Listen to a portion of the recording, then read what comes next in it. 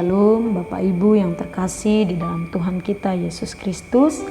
Renungan kita hari ini terdapat dalam Injil Lukas pasal yang pertama, ayat yang pertama sampai yang ke-20. Dengan tema rencana hebat Allah untuk orang percaya. Supaya engkau dapat mengetahui bahwa segala sesuatu yang diajarkan kepadamu sungguh benar. Ayat yang keempat menjadi dasar agar kita memahami maksud dari penulisan Injil Lukas. Tujuan penulisannya kepada Theophilus. Beberapa penafsir menganggap bahwa Injil Lukas ditujukan kepada sahabat Allah. Dan ada juga yang menafsirkan kepada salah satu orang berpengaruh di Roma yang membiayai penulisan serta penyebaran Injil Lukas. Pada bagian ini kita akan belajar dari kisah seorang imam bernama Zakaria dan istrinya Elisabet. Mereka adalah keturunan dari Imam Harun.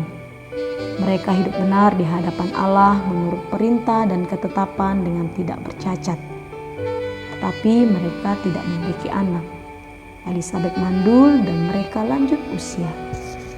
Secara manusia dalam sebuah keluarga pastilah mengharapkan keturunan untuk hadir tengah-tengah keluarga, tanpa terkecuali Imam Zakaria dan Elisabet.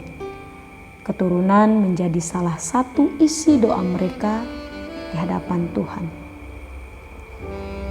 Imam Zakaria mendapat giliran bertugas di Bait Allah. Ia adalah salah satu keturunan Abia yang mendapat giliran sebagai pemimpin kelompok 8. Pada masa Harun menjadi imam, ia membagi keturunannya menjadi 24 kelompok. Ketika Imam Zakaria melaksanakan apa yang menjadi bagiannya, malaikat Tuhan berdiri di sebelah kanan mezbah dan menyampaikan bahwa doa Zakaria didengar Allah. Mereka akan mendapatkan keturunan dan akan menamakan dia Yohanes. Tidak sampai di situ, mereka akan bersukacita, bergembira, bahkan orang banyak akan bersuka cita juga. Hidupnya sudah ditentukan Allah.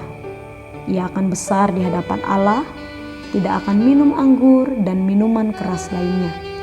Ia penuh dengan roh Allah mulai dari rahim, menyiapkan suatu umat yang layak bagi Tuhan dan membuat banyak orang Israel berbalik kepada Allah.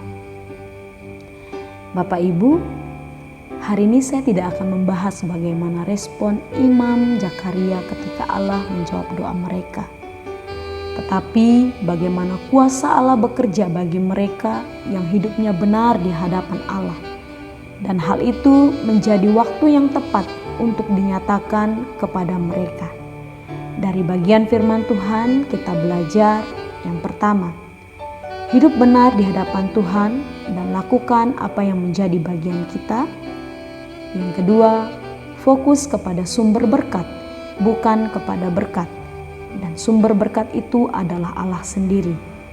Yang ketiga, ketika waktunya tiba atas apa yang menjadi bagian kita, Allah akan memberikan yang terbaik dan sudah dirancangkannya sesuai dengan Dia, bukan sesuai dengan apa yang menjadi maunya kita.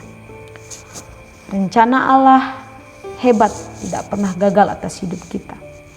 Jika kita hidup benar di hadapannya, menjadikan firman Tuhan sebagai dasar untuk hidup kita. Demikian firman Tuhan, selamat beraktivitas. Shalom, Tuhan memberkati.